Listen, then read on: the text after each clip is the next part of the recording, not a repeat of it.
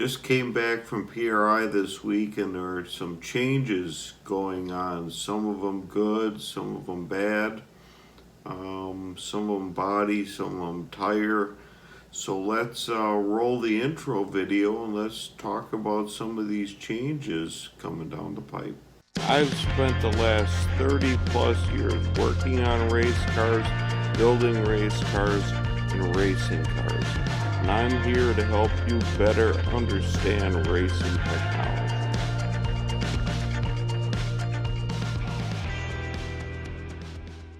Okay, the first good thing I think came out of this PRI show this year is all the major sanctioning bodies are getting all together on rules, which is just going to save people money. You don't have to change your cars, you don't have to build new cars just to go race a different series. Getting all these rules homogelated all together is going to save everybody money, time, headaches. It's just a good thing that's happening. Now on to some of the bad things that I think are happening is more rule changes concerning bodies and tires a little bit, but it's not affecting the price of the tires, the manufacturing end. It's just reconfiguring what you can run on what corners and what sizes. Sounds like they have a rule coming in that you have to run 90s on the front. And I just don't believe in that. I think limiting people to what tires you can run on what corners is just hurting creativity in some places. I don't think it's a big deal because I don't think there's anybody that's really running anything but 90s on the front. But just to write a rule like that is just not a good thing. Should allow some people room to be a little more creative. The other thing that's coming into play, now there was a drupe rule for the left rear for a number of years. Ray Cook came up with it initially, and now it sounds like it's going to be adopted for everybody nationwide, which I guess the adoption of that rule into everybody's rule book is fine, but I don't agree with the rule. And the cheat around that is basically everybody's going to end up trying to get their front end lower. They already did away with the beam axle, which I thought was a brilliant idea, trying to get that front end lower. But now we're going to have to come up with more creative ways to get more squash on the front end, because it's not the droop, it's not the height of the left rear that you're after when you're trying to get good downforce and aerodynamics. It's the angle of the deck. So, let them put their droop rule in place and we'll just work on getting the right front further down and getting that angle back corrected and really high, which will take some creativity. A lot of car builders are going to rear strut now to get rid of that strut mount on the right front, which always hits.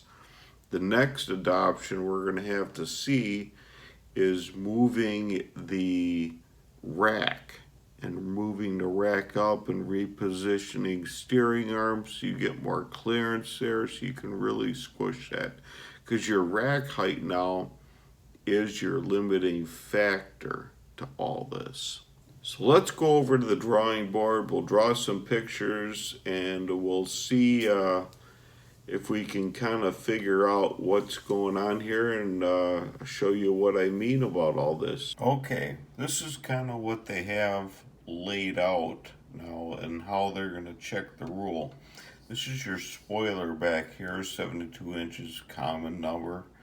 Then they're going to measure 8 feet, 96 inches up to a point and put a mark. This is your left rear corner. They want to measure along here, and you can't be any smaller than 118 inches.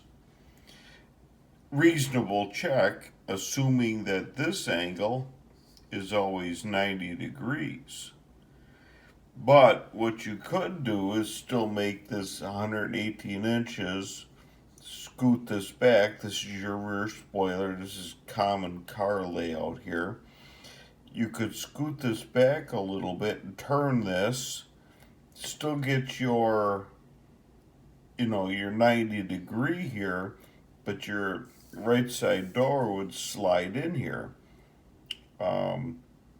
They'll probably complain about this because the spoiler's not square to the rear car, but that is a thought if you have inspectors that aren't paying attention to this.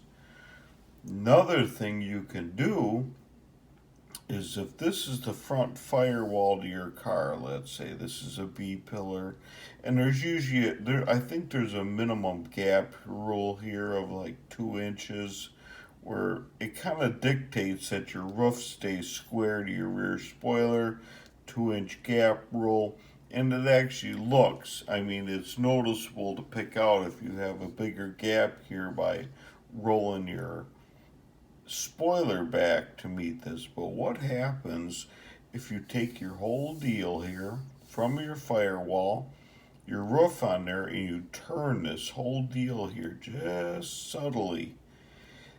Appearance-wise and measurement-wise, your rear spoiler is the same distance from your roof line. Your gap here at your B-pillars end up the same. It'll be so subtle, it'll be hard to pick up, but you do a little bit of this and turn this a little bit, then your right front to your right side still angles in, and you get your big gap and you get your yaw angle to the car where your downforce is going to come into. And then maybe you do this a little bit where you turn that whole center section just a little so they don't notice. And then your car only notices the yaw angle you're running at. It don't matter. Your car doesn't care if you angle the right side door sitting in the shop looking cool on the lift, but what it wants to know is the angle that the car runs at when you're racing on a track. It's called a yaw angle. But what if you ran a little roll steer in your rear end, you refigured your Ackerman and all your front end dynamics to come out, and you actually ran a little bit of roll steer, you turn this a little bit, you could get back to a yaw angle on that right side door to get all that traction, as if you were just skewing this in like everybody's doing now. It might take some figuring, it might take some little bit of screwing around with a little bit of everything, but it's just some ideas for you to do to kind of get around this rule a little bit. I'm not going to say it's cheating, because it's not. As long as you make your 118 inches, you will be legal, but probably not what they intend here. If you like this channel and you like this video, subscribe it down below. It'll help me out a ton with YouTube. And if you ring the bell, you'll get notified whenever I come out with a new video. It's nothing spammy or anything like that. It's just a little notification when you sign into YouTube and go surfing around. It'll say I have a new video. You can come check it out. So we'll see you in the next video. Thanks for watching.